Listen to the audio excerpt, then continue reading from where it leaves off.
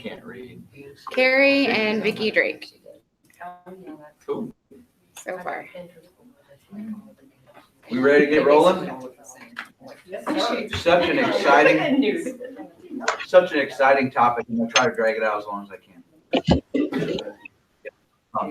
Yeah, no contingency. Well, since I have you here. Never check the contingency box, just.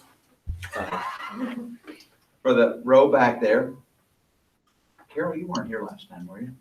For what? Yeah. What was the last time you're talking about? Last week. For listings? Yeah. No. So for you and Lori, we limit the number of questions you're allowed to ask. So you get 3 together, collectively. And then after that, they take over. Discuss them Right? carefully. But if I I ask, do not want their questions. I just want to be honest about that.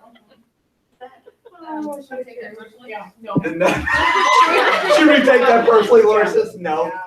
He's a jerk all the time. That's what my wife tells me. If I ask, She's like- you ask a question, does that count? That's my question? Huh? I'm gonna take it. You don't listen. Real estate is gray. It's always gray. It always has been gray. There's no black and white. You know me too. It's your birthday today.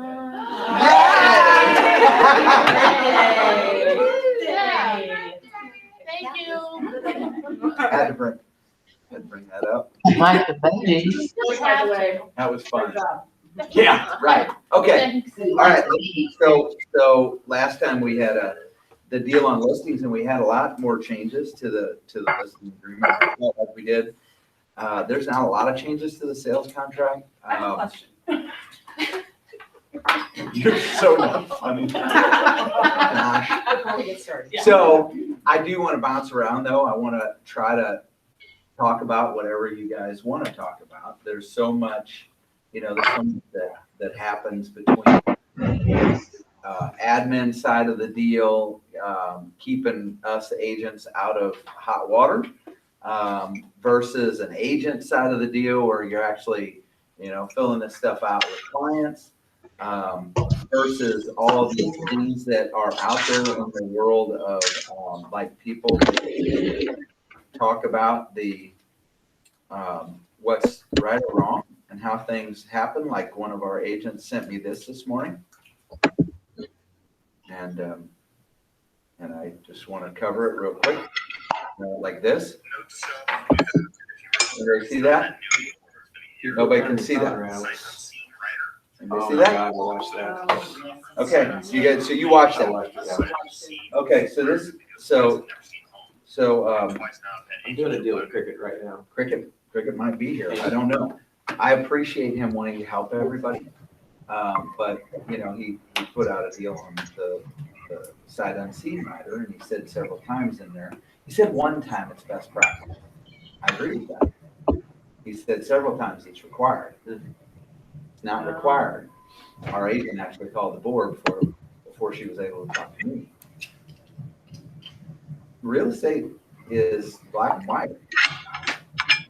It's not black and white, it's gray. Because there's a lot of things that we have at our fingertips that we cannot require people to do. There's some things that it's very much best practice for the agent to do it. I agree with Cricket in that a sight unseen rider from a listing agent's perspective is really good. Fixing liability. The people haven't seen it, but how often do buyers want people to know if they've seen it or not? If you're in a multiple offers, your buyer want the seller to know they haven't seen the damn house. It's tough, not easy. This deal is not easy. There's no easy way to answer these questions. So there needs a little flexibility. So anyway, everybody's got an opinion. And so that's why I just want to talk about this stuff. Anytime you see something like that and you have questions, sometimes you get mad at me or Carol gets mad at me because I don't answer it. No, I'm just kidding. She can. I don't need to bounce around, but there's a lot of different angles sometimes. So, and we're not attorneys, we need to use our forms, but, and they seem to add forms all the time, constantly, and they're good forms. Sometimes there's a use form, sometimes they're not. We're not going to require them. to get a check very often, but your team might require something, just like we talked about the other day, which is totally okay with us. So we just want to keep talking about it. Does that make sense? Okay. So we'll go through the sales contract. You guys stop me at any point and ask questions. I'm going to try to move through it real quick. We seem to have a lot of things come up with just that buyer line. If we have a Bruce Phillips under assigned, if Bruce wants to assign that somewhere, it's okay to write Bruce Phillips under assigns on that. If somebody give me an opinion of, does a husband and wife have to buy a property together? You won't have to buy it. How many names do you need on that? One. That comes up all the time. But then go ahead. No, No. I'm not gonna use my question up. Well. But then you will run into changes at the last minute possibly. So just, the best practice I think is to try to get out of the people what they're going to do with it or who's going to be on there. Why do they say though, 1 to sell, 2 to buy? 1 to buy, 2 to sell, because I can buy a property, just my name. But if I'm married, I cannot sell a property without Mel in the state of Missouri. That's why I think they say 1 to buy, 2 to sell. It's an old, and we try to apply that to our end, because there's a legal end and then there's a don't get in trouble with MREC end. And so we always try to make the front office look at a deed, a warranty deed, and match the contract to the warranty deed. But then there will be times when that doesn't have to match. If you have more names on a contract that's on the warranty deed, that's fine. But if you have less, it's going to cause a question. Now, if the other agent on the other end can't get it done, we're not going to punish our own agents. But we're going to put a note in the file to that effect. We're going to try to get it added. Say that again about more. 1 to buy, 2 to sell? No, the next more Yeah. signatures on the deed than on No, the. more signatures on the contract, more names on the contract than on the deed. Okay, So we're not going to have to adjust that. Talking about Matching. I'm talking about a audit. It's an audit question. So real estate commission comes in and audit us. If we have on our contract less names here than we have on the deed, they're going to question that. They're going to look for a problem because an agent should have had all the buyers on there as was on here, typically. But if it's the opposite, we're not going to be in trouble, likely. So, and I say likely because believe it or not, there are instances where it won't. If you have 6 names on the contract, 5 on the deed, that's not a problem. The reverse of that is the Could problem. be, So you gotta most have of the time. more than what's on the deed. And we just had another agent last week tell one of our agents, she might even be on there, that the wife doesn't have to be on there. Well, the wife has to be on there, but he wasn't going back to make him change. Wife was on the deed, wasn't on the contract, as the seller, didn't sign the contract, signed the closings. That's an audit. That's an issue. Not the end of the world, but it should not have been done that way, but it's not our agent. So we asked, they wouldn't do it, we put it in the file. We want it to be right. It needs to be right. So it should be matched. it should match. So everybody knows about the property. I'm still terribly confused by municipality down here. It's an issue. I didn't put in any. I think you're good. I've never seen anybody put anything I've in seen there. a lot of people try to fill it in right, and a lot of people argue what's right or wrong. You But they guys say have a we gotta better do it. feeling about that? No. Try to identify the property. A lot of places here don't have street addresses. So just try to get a good solid way to identify it. So that to be determined isn't fine. Yeah, in that last audit, they tried to ixnay every time they said even take a picture of the GIS and attach it. Can you Even just a put picture. parcel number in there? Parcel number, yeah, parcel number, a picture, obviously illegal on a meets and bounds stuff, if you attach the legal, anything to try to get some way to identify it if it doesn't have a matching street address. Obviously that's best practice for us too, if it's a acreage property, I'd put more or less or something on there to try to identify what that is. Anybody, anything about the inclusion and exclusion? Any questions about any of that? Why don't they just include refrigerator? I don't know. Maybe because it's, one of those things that sometimes doesn't get included commonly. I mean, remember, they're trying to write this for the whole state. So lots of those other areas have normalities that we One don't thing have. came up, and it was actually between Mel and I, out at Cypress, when my owners at Cypress sold their condo. Mel had the buyers, but my sellers were they were buying another unit at Cypress. Hmm. So they kept their controls. You didn't think about that because Oh. they're staying there.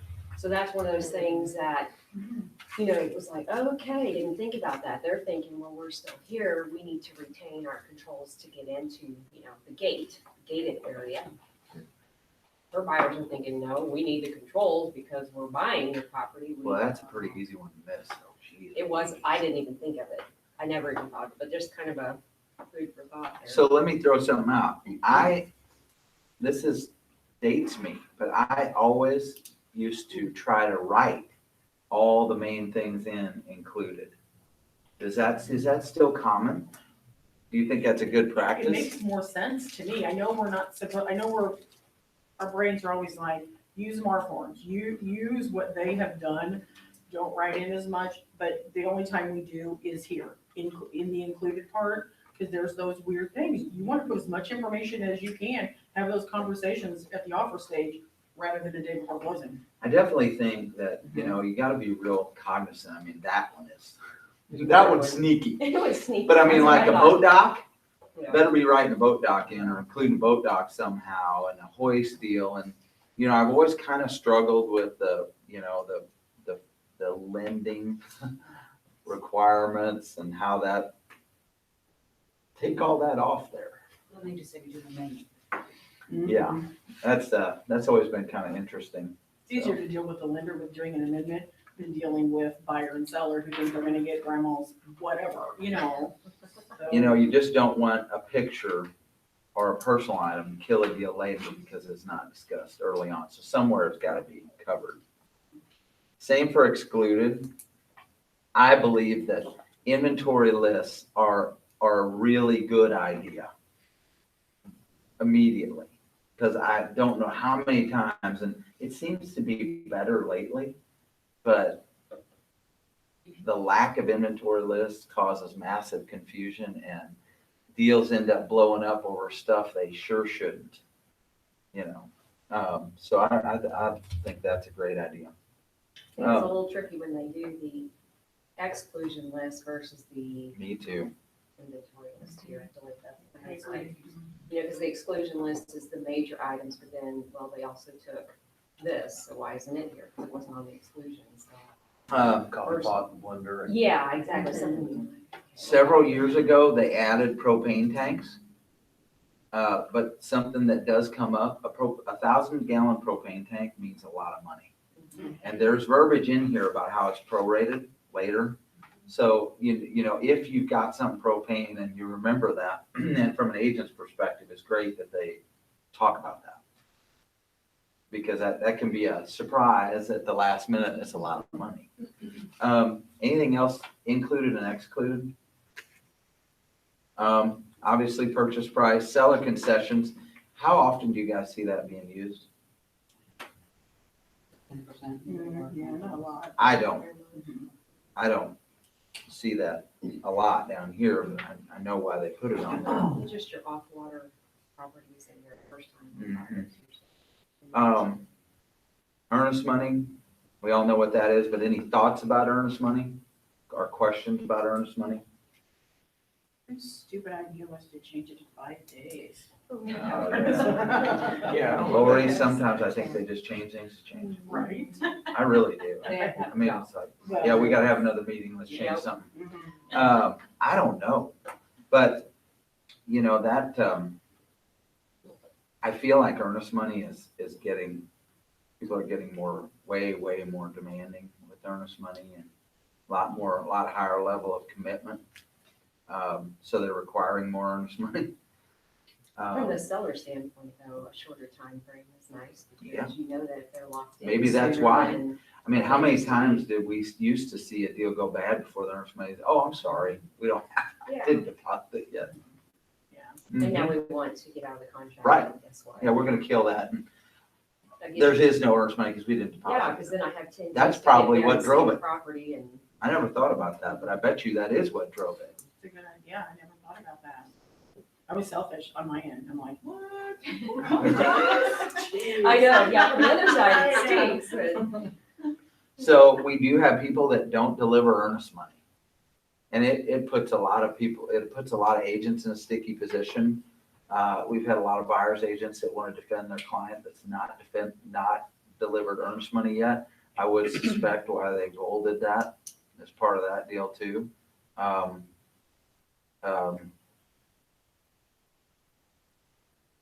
It says seller may terminate. You know, prior to this statement, I've always felt like if the earnest money wasn't there, contract was dead. But that seller may terminate doesn't read that way to me.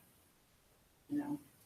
We've had trouble with mail, we've had people that really aren't paying, so I think that's an interesting one. You know, make sure that that's.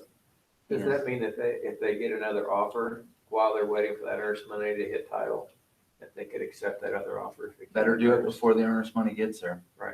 So would that be? I bet you I mean, the way I would interpret it is the seller may cancel it, kill it, Right. whatever. But don't they have 5 days to get it there? Yeah. For the contract? Yeah, So they don't- They can't kill it No. within that first 5 days. No, after, if earnest money is not timely delivered. So, yeah. Okay, anything else on that Say a one? notice is just an email, like, hey, we're out, you didn't deliver the earnest money on time? Yeah, notice can be interpreted as anything, and keep in mind, if you're a dual agent, so if you sell one within your team, I mean, we're not dual agents company-wide anymore, but if you're a dual agent within your team, notice to one means notice to both. I did not understand that for a long time. So notice to one agent means that notice has been delivered to both of them. I hope we don't ever have to deal with that, but we did one time. So you're saying if one of the agents receives notice from. If you're a dual agent, Yeah, then, only if you're a dual agent. right. So my team, Carrie and I have a deal, my seller or whatever, one of them says, hey, then that is considered to. When both we were dual, regardless. when we were dual agents across the company, we had a seller canceled a contract. You remember that? I do. It was a very bad deal because another contract had come in. Mm. We were dual agents. We called an attorney. The attorney said, yeah, if you're dual agents, notice to one is notice to both. And it was, I mean, we made it through it, but it was not fun. It's not fun. Okay, so closing, we all got that one. Anything else? You guys have, this is not I don't think this is new, but see where it says on 39, brokers are not responsible for delivery of keys. Buyers should change locks following possession and reset to factory setting all codes and passwords for electronic systems or components at the property. Just be aware of that. So if you're on the buy side, make sure to know that in case they don't, in case there's a problem with getting that stuff later. They're putting the responsibility on the buyer. Yeah, but has there ever been an issue with, because we still have our procedure where we do deliver keys at closing? Yeah, no, but there's been an issue with sellers that don't give it. True. Right, yeah. Yeah, silly, but it comes up. I don't think anything else on the front. Any questions or anything? Sale contingency, check one box below. This one has not been on there very long. Does anybody know when this was put on there? Maybe in a year? I mean, relatively No, new. just the last month. Oh, okay, good. It has the Yeah. last month. Good. Well, it's been longer than a week because it wasn't highlighted on that last little go round where they sent us those, but it's not been long. And again, I don't know what prompted this. Contract is not contingent upon the sale. I guess it's just probably because of market deal. They want it to be real up front. I mean, I don't think it's bad, but I don't think there's gonna be many, line 52s checked. I don't think that's gonna work very well. Appraisal contingency.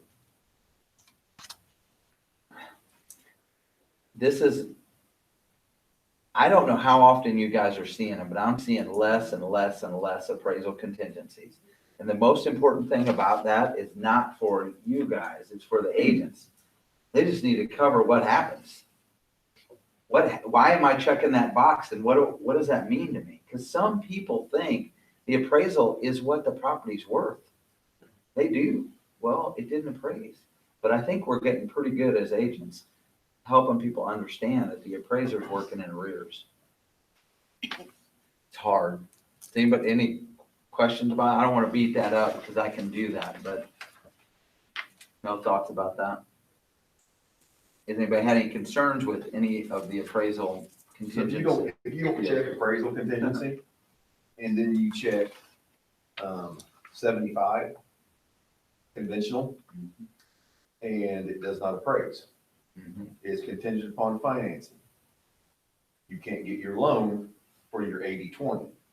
So is your buyer still protected? Because he can't get his loan for the I'm prescribed trying terms to in this read, contract. I'm trying to read really fast. And I'm not able to read that fast, but I think that they actually talked about that somewhere. There you go.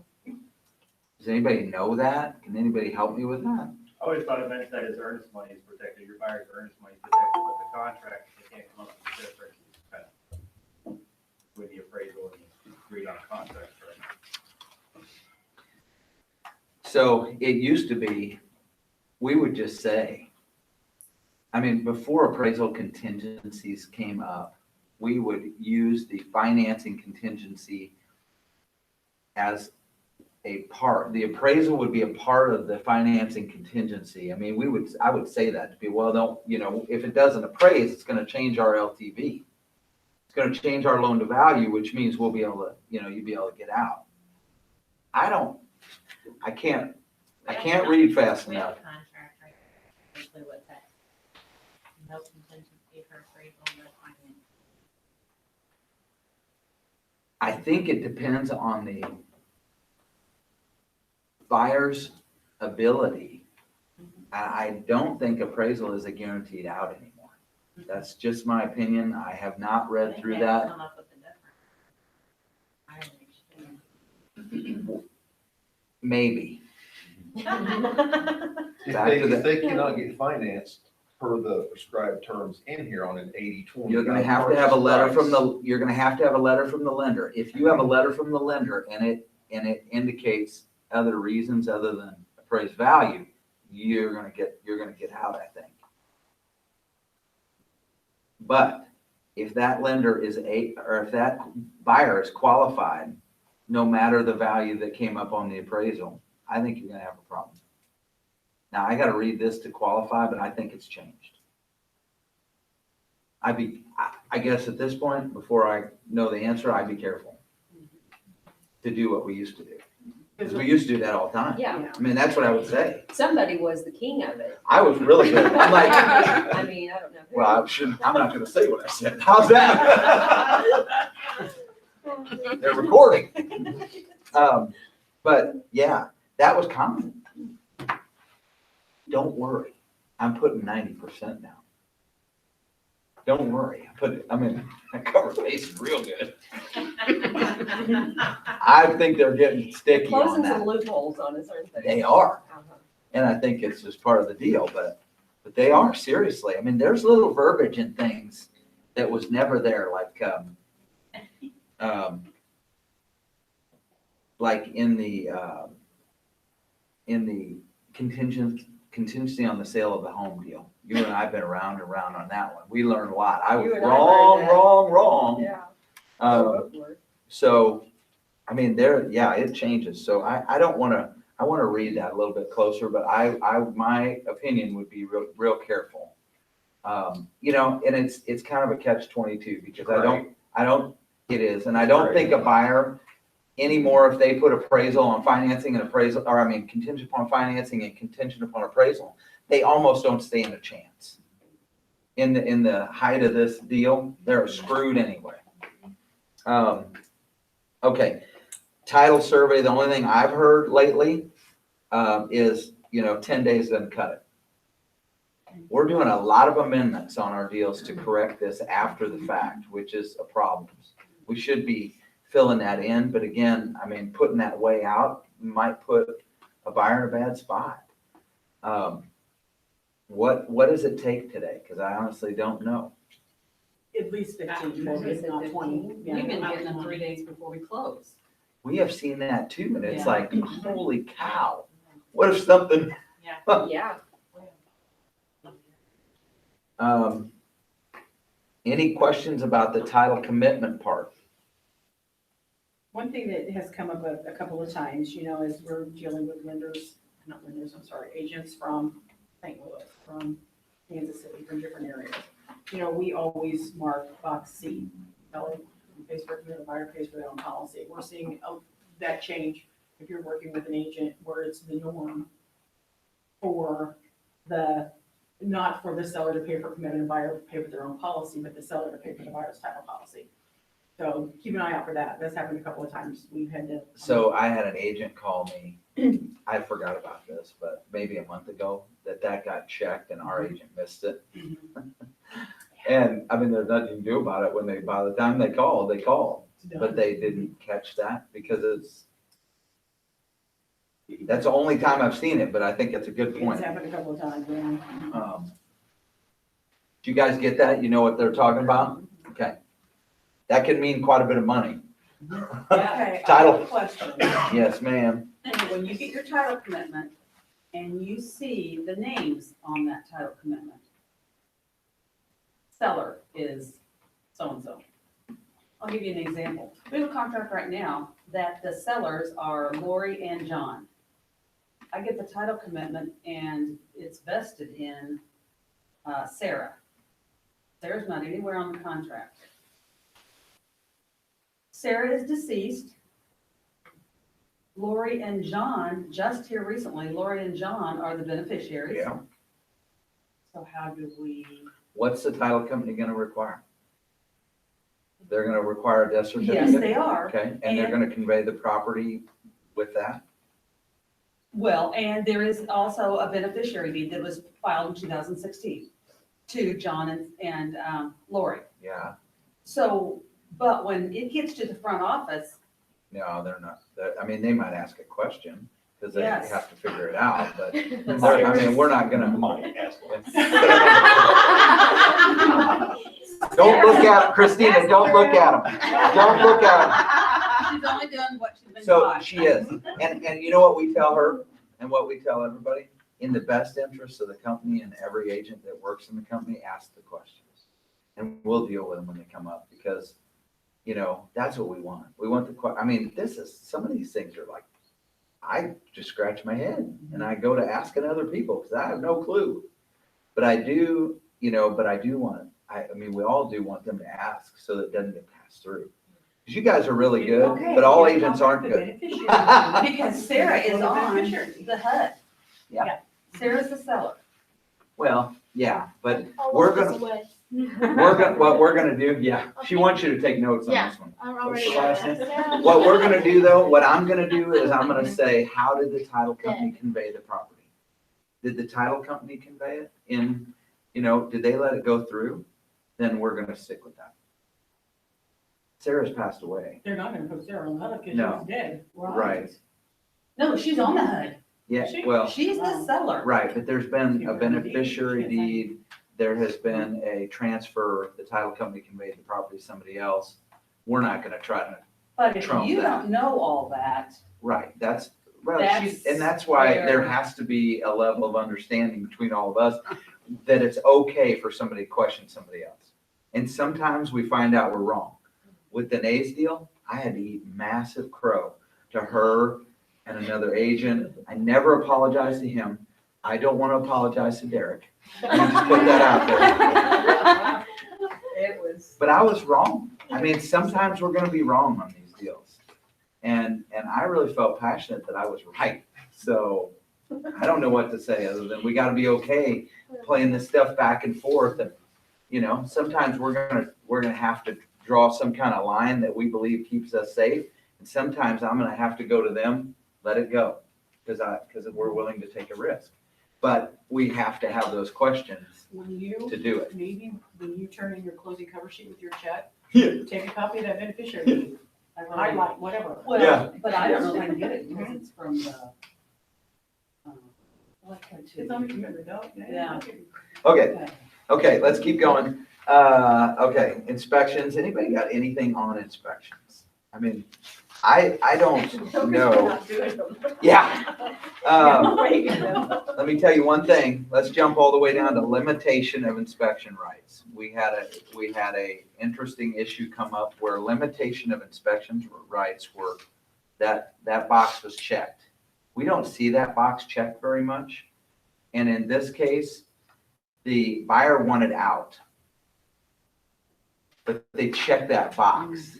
And it says buyer must give seller an opportunity to correct prior to the scheduled closing date unacceptable conditions. Well, they wanted out right now. And it worked out, but it was kind of a shock because the agent did not believe that that's what that was. Or I'm sorry, the listing agent, we had the listing. The listing agent did not see it as that. So it worked out, but it was kind of confusing. It says buyer waives its right to unilaterally terminate the contract. So the buyer couldn't just terminate, get out. How did the listing agent see it? The listing agent, hang on, let me think of this because I said that wrong, I think. So our agent had a problem with this because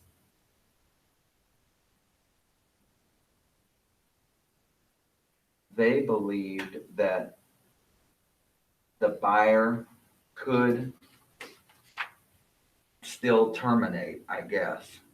If the No, seller that's not didn't right. agree? It was something else. But they didn't understand that by waiving that, you could still get out as long as the seller was not willing to fix those items. Well, I had that deal. Maybe you're thinking. No. I seem to have all the deal. Okay. No, this was Jessica, Okay. So if the deal's not based on but I inspection, can't remember do the you want to exact. check that box? I don't think you want to check that box. If you're representing a buyer, this is a personal opinion, I guess. But, you know, I guess you could look at it as it being more advantageous to the seller, possibly, if you didn't check that, or if you did check that box, because it says you can't terminate as a buyer. But I don't know why I would ever do that to a buyer or have a buyer that was okay with that. Well, if we're not doing inspections, it doesn't matter if you check the box, if you check the box. If you're not doing inspections at That's, all, yeah, I agree, yeah. then just check the box. But how many people aren't doing inspections? Are they waiving inspections a lot? Yeah, Oh it's- my it's God. happening a lot. I don't even want to know You don't that. know. For real? Get it done. To get be the first on the deal. list. Yeah.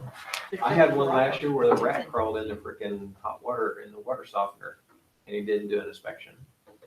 And then he did an inspection. Of course, I was in Colorado and he decided he wanted to do an inspection just for his own mind, you know? And we had a guy go out there and it had every disease known to man in that house. And he just went batshit crazy. Thought that the water table was contaminated instead of just from the house in. What happened?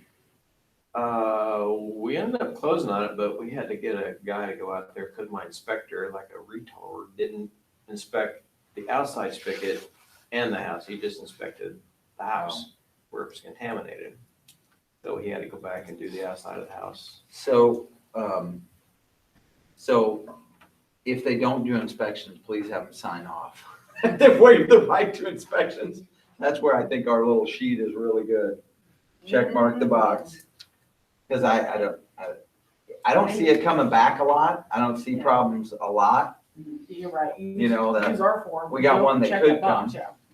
And in this scenario, my seller, and I did not do a good job of explaining it prior, I, at that time, did not understand. My deal was, the seller thought no inspections, period. We're not doing inspections. So my seller saw that they had I checked think this, that might and they be had what put hers 0 did too. days on, amount of time. That's exactly what hers thought Yes. too. And so my seller was like, no, you're not doing any inspections. And they wanted to do an inspection on the stucco. And she's like, no, you said you're not doing inspections. That's why I reduced my price to what I reduced it, because there was not going to be any inspections. Well, we went round and round, and you even got on the phone again with one of them. And come to find out, we were wrong about that. They can do the They can. inspections. They do have the right to get into the house and do the inspections. They're just not able to terminate Yeah. because of that. I think that was the same case. So Yours was it's- just longer ago. I can't remember. Yeah, so that was interesting. So it's better if the buyer's agent puts 0 or MA on line Up here on. 157. Yeah. I don't see a massive advantage. I really don't. Anyway, But we'll see To- that. Yeah, to me, putting 0 days on that Right. inspection and marking it should have meant that none would be. Right, exactly. But that was not what we found out. crazy. Yeah. Next page, anybody got anything on this page? I'm trying to think. I don't think there's anything new that I know about on this page. I'm not seeing municipal governmental inspections come up much. Broker's role. This note has probably been expanded. It looks more expanded. I don't see it highlighted, so it probably wasn't the last one, but on line 208, brokers are immune from liability for statements made by engineers, land servers, all that. That looks like it was expanded to me, but. Home warranty. Any home warranties anymore? Not many anymore. For what it's worth, if you sell your own property, you need to have a home warranty somewhere in there, because your E&O will not kick in if you sell your own property if you don't have a home warranty. Yeah. It's in E&O policies, and you don't know before it's too late. So, disposition of earnest money, we have to read this a little paragraph quite often. So are you allowed to keep some of the earnest money? As an agent, No. Are you? Maybe you should have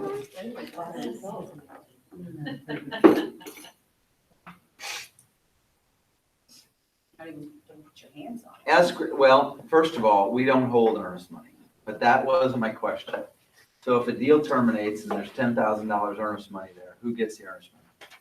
Depends on what they negotiate. Maybe. I just want to see this. Uh-huh. I don't know if they still do, but yeah. So we've never done it, and I wouldn't encourage you to do it. But let's see what it says. Well, this does explain clearer when you have somebody talk about earnest money, what's going to happen if they won't. Because what happens in layman's terms, you put $10,000 earnest money in an escrow account, and somebody wants to get out of the contract. If the other party will not sign a mutual release, you can't force them to sign a mutual release, even if the first party has a good out. We've had people do that. The agent can't force them. We don't want them to do that, but sometimes it's bad. What they're saying that's gonna happen when they let somebody else hold it, well, then it turns into that title company's rules. And that title company's rules is gonna be, we're gonna turn it over, there's gonna be a demand letter written for the release of that money. And if we still won't, you know, if we're not clear on who gets it, we're gonna turn it over to an interpleader. And that's the court, and then the court's gonna decide who gets it, less fees. So if there's $1,000 or $2,000 there, nobody's getting anything. So if you have a bad one, the best policy is to try to negotiate it for sure. But boy, when it's a big amount of money and it goes bad, that really gets pretty interesting. So make sure people understand that we don't hold earnest money. We put earnest money in a title company, an escrow agent. Somebody else holds the earnest money. But if it doesn't go to a judge, then it just goes to the state. No, it has to go through an interpleader. Now, we had title company hold on to it for 10 years one time. Wow. Good stuff. Got a random call from a title company and he was cleaning out his escrow account and said, I have one from 2000, whatever. It was one of Jane's. Was it? Stupid. It was, I mean, how do you do that? But it was never disputed. Nobody ever wrote a demand letter, it just sat in there. Oh, just a couple $1,000. And we called both parties. It was hard for us to find the parties. So a demand letter comes from the The attorney. party that wants their money back when the other one won't sign a mutual release. Okay, so that's after the, yeah. And so that's what you tell them, you know, I'm sorry, we cannot get our client to sign it. We've delivered what you've told us to. They won't sign it. The only thing you can do is write a demand letter to the title company. They may or may not determine to release it. If they don't release it, they're likely to turn it over to an interpleader. Eventually, So at that they'll point, it's the decide. demand letter that gets it into the hands of a mediator or whatever, interpleader, And whatever. that takes like a long time. Yeah. Like 6 months. So there's not a time frame that the title company holds it that it automatically goes. No, it's gonna all, be- we fall victim to the total rules of the title company, and an agent cannot force a seller or a buyer to sign a mutual. I mean, obviously, a buyer wants their money back, but a seller sometimes doesn't want to give it, which we try everything we can. So, and it used to say that earnest money split 50-50 between an agent and a seller when it's kept. But I don't know that it says that. I've been trying to find it. and I So can't. remind me, what is the rule when something like that happens and we have the listing? You know, we always say we can't make it go back to active and multi-list until we have No, signed termination. No, we will. Okay. If we determine that, the only time we've not done that is when our client is in the wrong big time. Okay. So We've had a couple of those too, just being spiteful, when they really should be giving money back, and they will not sign a mutual release. Then we've kind of stood on that policy. So if that does ever happen, we call you? Please. Okay, so just. We as long gotta as we have all your be on the okay. same page Okay. with what we're doing. Most of the time, we're gonna let it go active. I mean, there's that gray again. Okay, next page. Oh, my goodness. Adjustments and closing costs. Here's where they get into who pays for what, which is really good that they added all this, I think, years ago, because it used to just say 50-50 and everybody was, but it's really good because this has helped a lot with things like special assessments, propane proration, things that don't always come up. Special assessments and condos are one that really comes up a lot. And, you know, it talks here about buyer shall pay for special taxes, subdivision, any other owners association assessments, special assessments levied at closing. That little levied word is your word. But, you know, we have a lot of conversation about that. We have a lot of conversation about the value. You know, I mean, there's that propane gas left in the tank. These are just things that I think they've done a better job explaining. Any questions about any of that? You said at closing, but that reads after. Yeah, I'm sorry, Yeah, okay, after. just You're wanted to- right. Yep. This is probably the section of the contract that I have read more time, I refer to this almost every time when I'm going over a settlement statement with a client, I refer back to this all the time. I read that more than anything. It's great.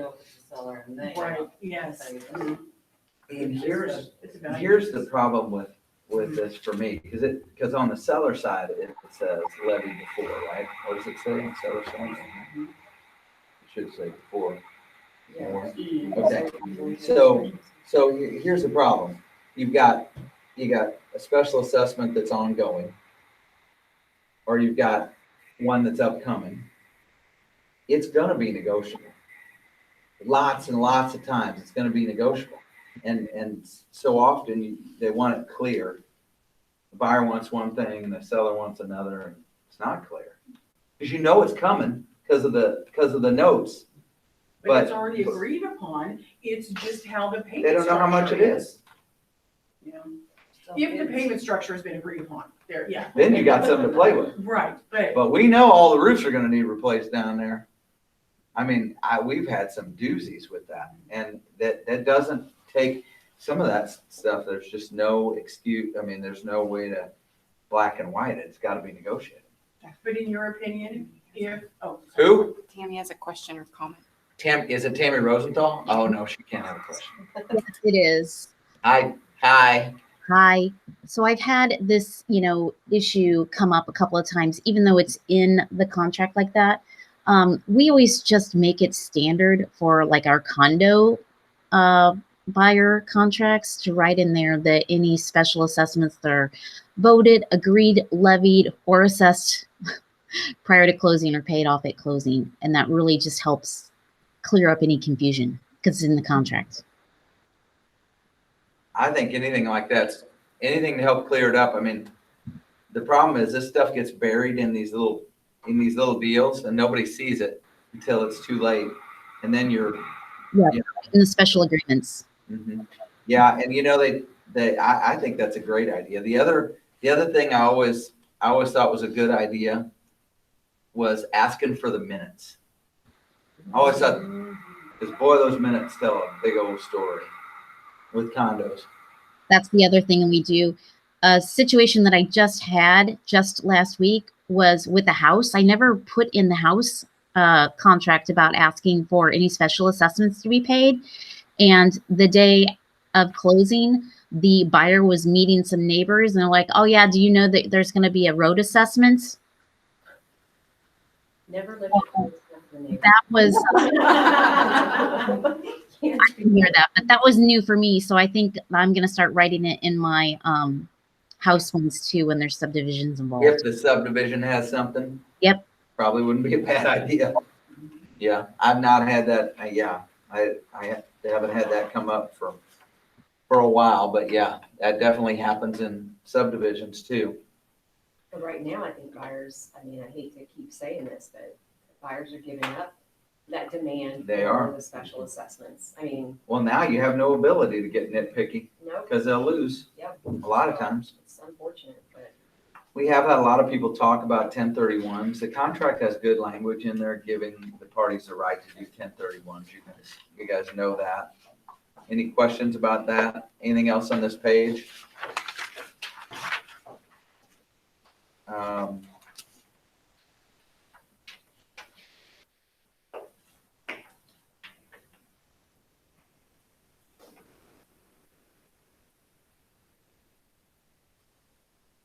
I am looking.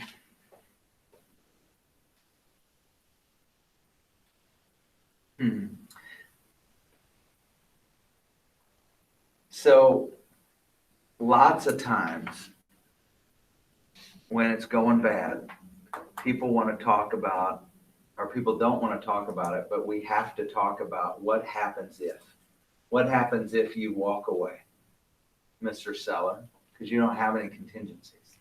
That's what they're trying to lay out in this part here. We feel like we have to go down that. I mean, that's like worst case scenario, but we have to go down that road quite often. Because their neighbor said they'd pay, so-and-so pay a lot more than that contract you got on it. So they lay it out here. If seller defaults, buyer may specifically enforce this contract and recover damages suffered by buyer as a result of the delay in acquisition of property. Terminate this contract by notice to seller and agree to release seller from liability, blah, blah, blah, blah, blah. They're not gonna, it's not likely that a court would force a seller to sell a property, but it is likely that a court would reward damages to a buyer that's been tied up in a deal. And damages can mean a lot of things, including your commission. Now, you gotta be all on board with that. I never did it, never saw it happen until this year. But we had a seller that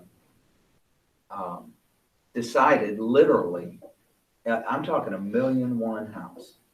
And he decided right before the deal was done that he would put all these demands on the buyer, all these new demands. And it all came from someone else telling him, and it was another agent, I think, that they would get him a lot more money. And so this buyer was really savvy, and he said, this isn't going to work this way. And so buyer got an attorney, seller got an attorney, two biggest names in town. It was quite a show. I expected a long, drawn-out fight. No fight.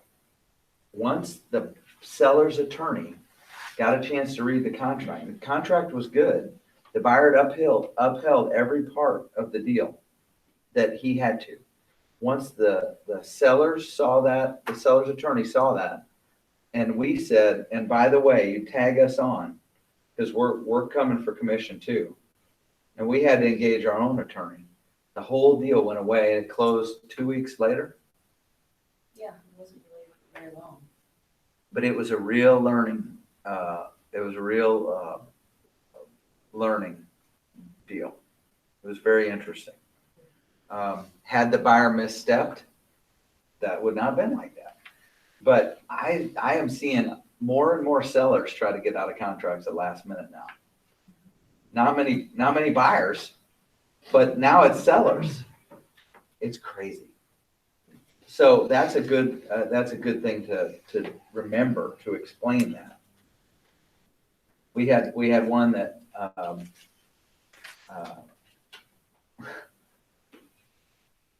wrote a contract that decided that we had an asking price offer on a home that was not on the market yet.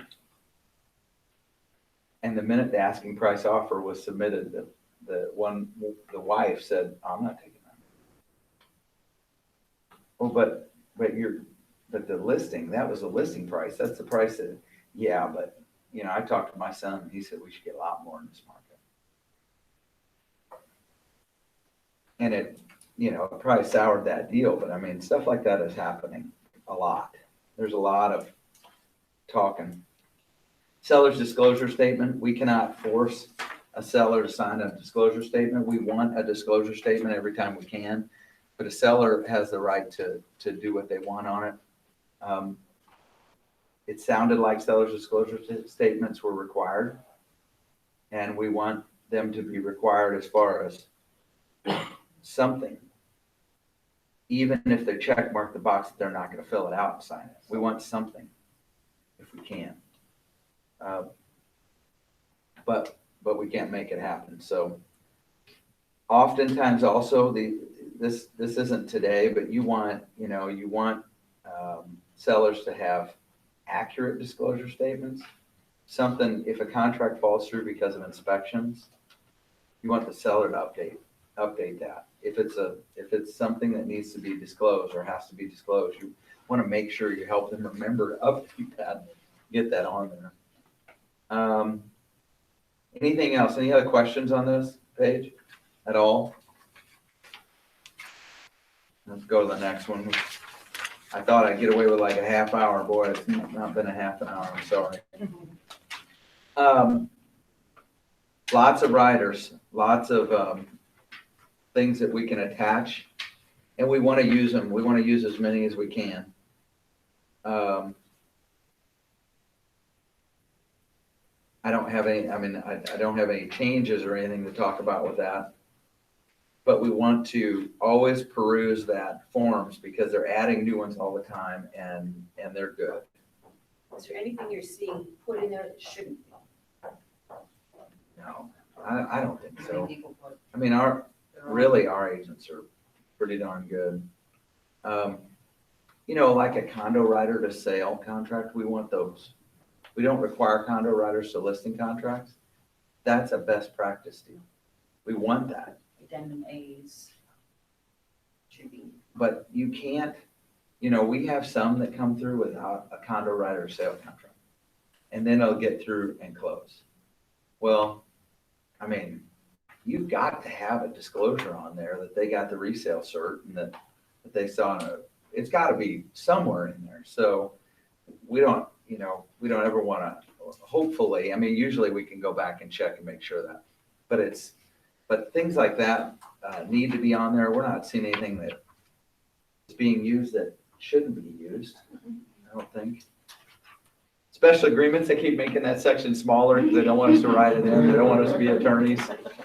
I used to actually write like heretofore, all kinds of fun stuff like that, but apparently we're not supposed to do that. You can attach a sheet though. Please don't attach it. I'm only laughing at myself.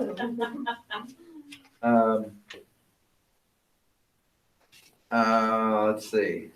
Sources broker compensation, we all know both of those need to be checked. Any agency questions? We're designated agents.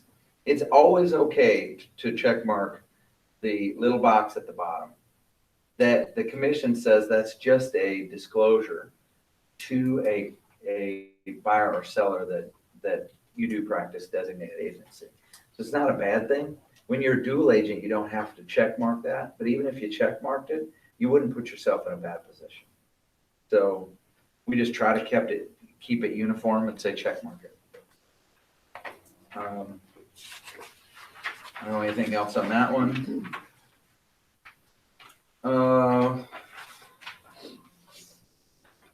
Anything on this page we should talk about? Questions?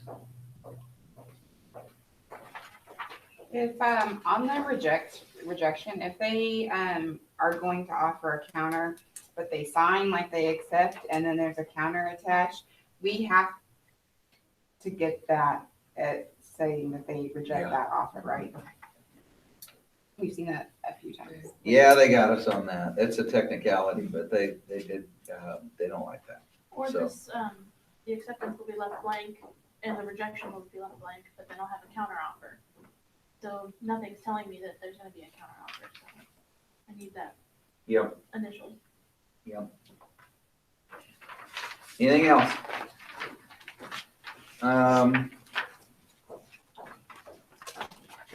We had a couple other things. I mean, that's the sales contract. Any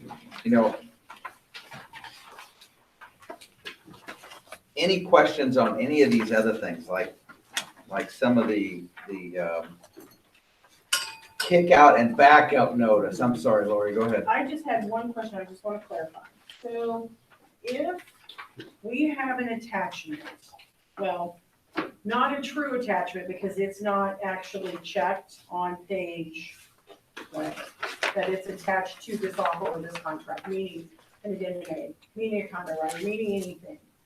If it is not referenced as part of this contract, but we have it, meaning later, if it's not referenced as part of this contract, do the dates have to match? Meaning condo writer, addendum A, can it be dated later? Or does it still have to be dated within the contract date? So when Because did it, we've all seen it happen. yeah, so when did it come? It's like a, It comes when it comes to my desk and I'm like, where's the condo writer? Where's addendum A? Where's this? Oh, I forgot. So I get it later. I usually always go ahead and fill in the date, but do I have to do that? Do I have to backdate it? I don't think you do. I mean, wait, I better look at that. Okay. But Let me know it's attached in there. That's what I think. I think Yeah. only if If it it's is- referenced as part of, but Yeah, if it's But in there. again, I don't know what the audit's gonna see, if they're gonna see it in our pipeline, they're gonna actually see it in the file. Number one, we're probably gonna get dinged because it's not part of this, but it will still be in pipeline, it will still be part of that transaction. As long as both, all parties agree, and there's a date that should. I have no idea. We had this conversation about something with dating. Buyer's, agency. That one and the title commitment, we had that conversation. Yeah. About the dates. What was it? The title commitment, like what date do we go by? Like, is it the date that we receive it? Is it the date that it states that it's going to be received on a like noted on a contract? What date? Please date your buyer's agencies, not the date of closing. You're laughing. You know how many times we got dinged because it was dated after closing? You can't have a buyer's agency after closing. It should be at or before the date on the contract, the date the contract was written. And they'll allow it even later, but they don't like it at all. Not at all. That was probably our single biggest thing, was on buyer's agencies. Oh my God, we got, I didn't even realize it was the abuse that bad. But oh, it was, I mean, I knew they don't get presented. And by the way, we've talked about that a lot. We talked about that yesterday.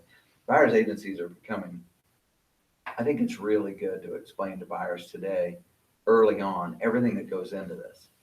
You know, this is a separate note, but Jared James, some of you guys watch Jared James. We're causing the problem. We are telling the consumer how easy it is today.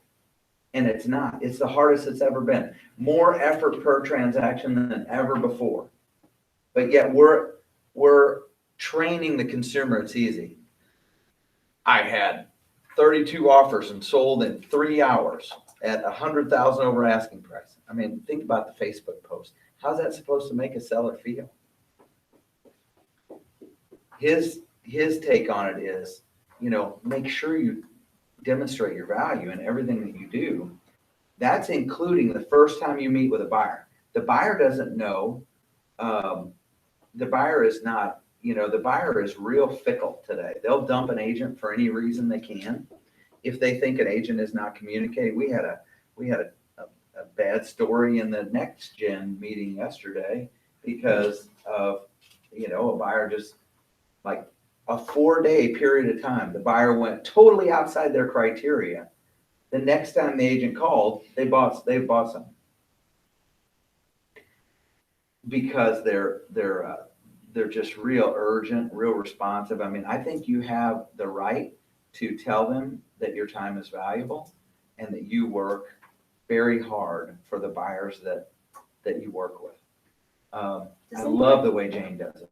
Yeah, does anybody have, Mark asked me yesterday for something that I could not find, and I think we've had it at some point. Basically a list of what a buyer's agent does for, I mean, we could obviously put one together, but I thought if there's something to build off of, does anybody have any form like that maybe a marketing piece or something? You guys have a Maybe buyer's a packet that's buyer really and good. listings, Is that yeah. something you would mind sharing? Okay. But I think it's great. I think that right there, Mhm. because I think that during the first meeting, we have to, you know, I still believe that pop buys are a bad thing. I know we can't totally avoid them in today's market, but it's a bad thing. You've got to get that buyer. In order to see the value that an agent brings, the buyer has to spend a little bit of time with you, and you got to tell them some stories. You got to tell them what it takes to win in this market. You got to explain to them about inventory. I just had a conversation with a guy.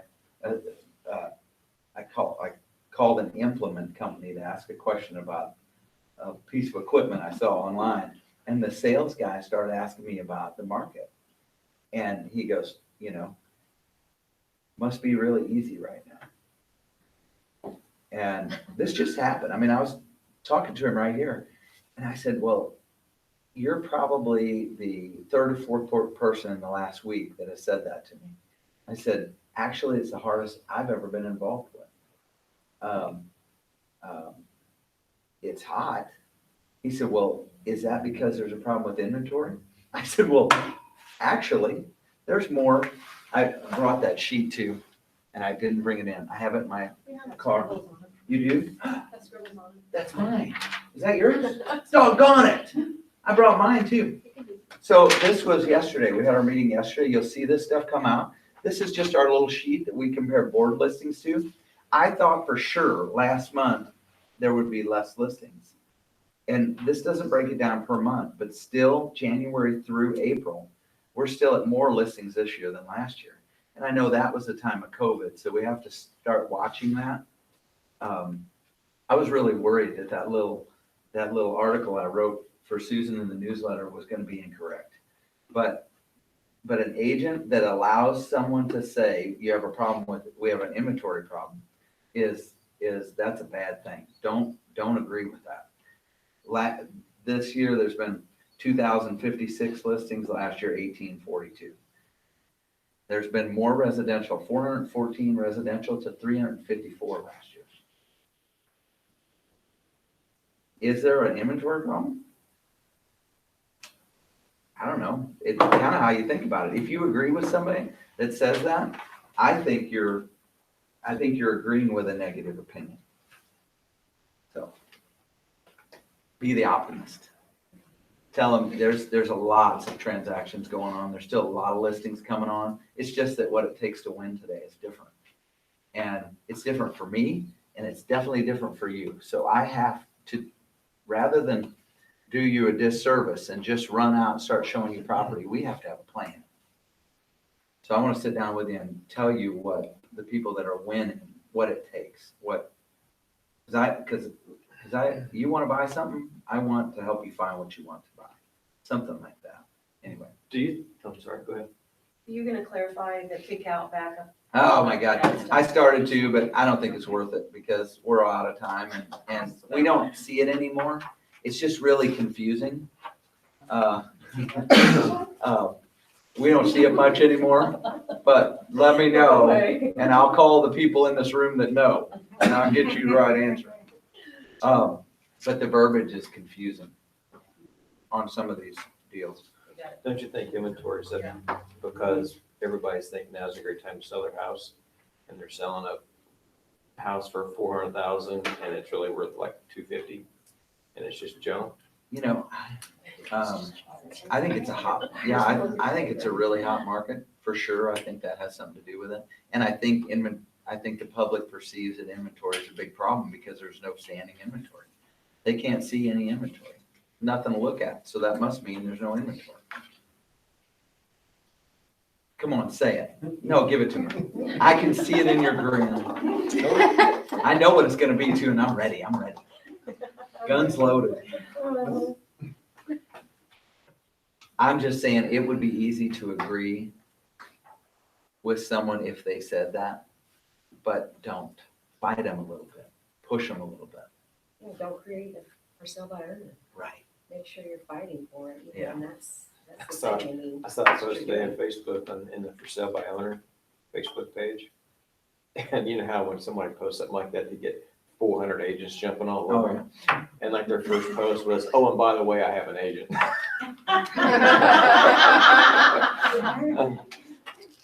It's a wild deal. It really is. Trivia, how many agents are in the board as of yesterday? 1,698. You're the first person that shot high. 932. As of How many of them live here? 21st. Yeah, right. I don't know. Hey, Well, I hope this was okay. Thank you guys for coming. We'll continue to do this periodically and Hey, where's the bagels? you've got mints. You only ate 2. Dude, all of our kids, oh my God.